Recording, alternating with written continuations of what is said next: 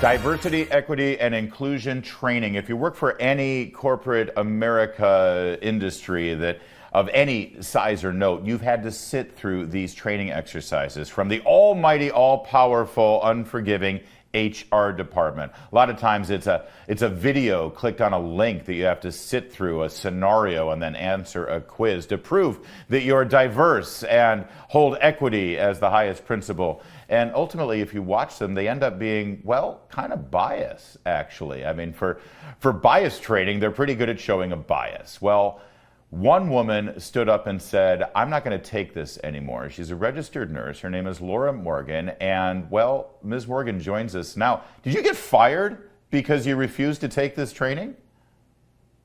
Yes, I did. And thank you, Larry, for this opportunity. I was fired for refusing to complete a course called Overcoming Unconscious Bias, which is a concept that tells people that, well, we have bias against our patients. We just don't realize it. And so we have to be trained to get that concept into our minds and to have us think about how we might be harming our patients actually by our unconscious biases. So unconscious bias, I love all the buzz phrases, and DEI, diversity, equity, and inclusion. It's all CRT, really. It's all critical race theory injected now into corporate America. And I don't know about you, I've had to take these things too. The suggestion, the implication when you sit down to start to take this is, you sir, you ma'am, you're racist, right? You're guilty until yes. proven innocent. Yes. And the idea of implicit bias and its close cousin, anti-racism, it declares in my industry that the entire healthcare system is systemically racist. And so the biases must be rooted out. And this is really bad for medicine because placing this type of faulty emphasis on the doctor-patient or nurse-patient relationship, it erodes the dynamic of trust that's essential when caring for people. Yeah. You're so right. Listen, it's one thing when Dunder Mifflin Paper Company decides to do diversity and equity training. I mean, the implications are not necessarily going to be too far-reaching. But you're not with this organization called Do No Harm, donoharmmedicine.org. And on your website, it says, the same radical movement behind critical race theory in the classroom and defund the police is coming after healthcare. Explain how that works. How is it coming after our healthcare industry now? Well, it's true. Anti-racism agendas and implicit bias training are just two examples of radical ideologies that are infiltrating the industry and also our academic settings. Mm-hmm. You know, medical students and nurses, they all go to college, and I think we're all pretty well aware of how CRT has invaded those spaces. And it really is detrimental to the medical field because it tells healthcare providers to look at patients with an ideological perspective instead of a clinical one. Can you give us an example of how this manifests, either on the job, in a hospital, or in a healthcare environment, or just an example of one of the questions on this presentation that you had to sit through? Well, why I objected to being mandated to take unconscious bias training is that the material is intended to tell healthcare providers what to think instead of how to think.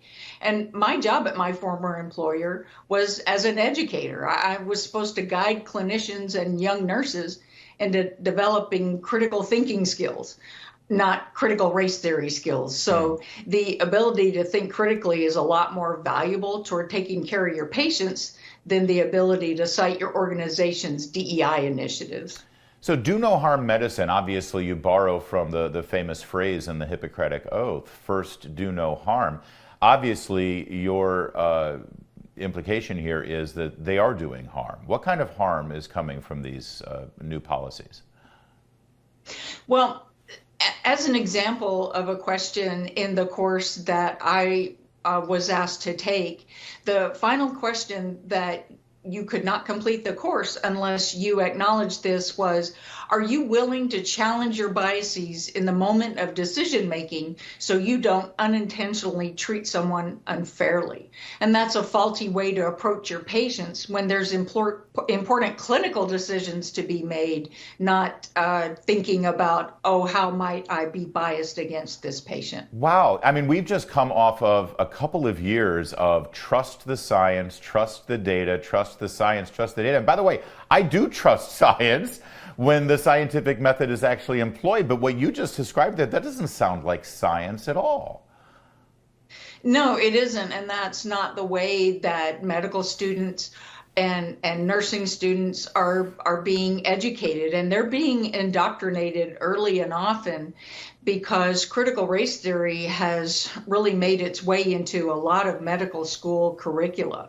And so when they get to them as first year medical students and then pound that message in over a matter of several years, then you end up with medical students or new nursing graduates whose thoughts are, yes, I know a lot about implicit bias and critical race theory, and so therefore they don't object to it. Yeah, it's funny that we saw this stuff. This has been a conversation on our college campuses and in academia for a couple of decades now, since the politically correct movement sort of infiltrated. But there was always this, understanding that, yeah, it was for the liberal arts degrees and that sort of thing and the social degrees, but not science, not technology. But we are seeing this creep now into science, technology, engineering, that in some way you design a building differently or you treat a patient differently based on an implied bias or questioning your own implicit bias because of a patient's skin color. That shouldn't really factor in. How would it?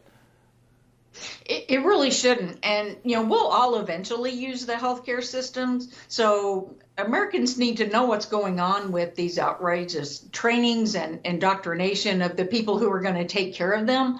But the system itself really needs to wake up and abandon these ideologies. Let's get the focus back on the business of taking care of people who place their trust in us when they need us. You've become obviously a representative of another way, of standing up and walking away. So if there is a medical student out there who's facing this now in academia, or maybe an actual medical professional, someone in the healthcare industry who sees the same thing you saw, what should they do? What would you advise?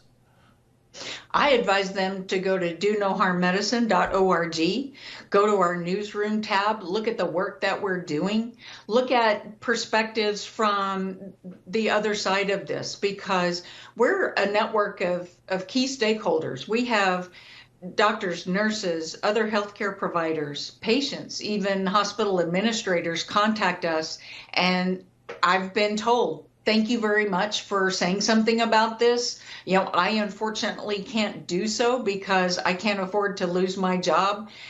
And I couldn't either. Yeah. But the ability to stand up and say something really can start to make a change. And that really is it. I mean, basically, you've got your HR department coming down on you saying, take this training. It sure would be a shame for you to lose your income, lose your job, lose your house, lose everything you've got. So just take the training. And of course, most people are like, fine, I'll sit here, I'll watch the thing, I'll click the buttons, and then I'll move on because I don't want to cause a problem. That's exactly what they're counting on. And there are several states now that are requiring implicit bias training as a condition of receiving a medical or nursing or other healthcare provider license. Wow. I was fired because I didn't fulfill a condition of employment. But now we have states like Kentucky and Maryland and Michigan and Iowa who make these requirements of people to even get a license and practice in the first place. And that's very destructive to the healthcare industry. It is. And it's the politicization of a practice in our country that should be one of the few bastions that's free of politics. If you could sum this up here again with Do No Harm Medicine and what the next step is for your organization. Well, we exist because doctors and nurses and students and members of the public go to donoharmmedicine.org where they can become members, learn about what we're doing. They can submit concerns to us they have about medical wokeness they're seeing in their workplace or school. Yeah, that's great. And listen, there's safety in numbers. The bottom line is you're not alone out there if you're seeing this. Get with the group, and trust me, more voices will actually be heard sooner. Ma'am, thank you so much for joining us, and thank you for being a courageous leader in this realm. More to come on O'Connor Tonight.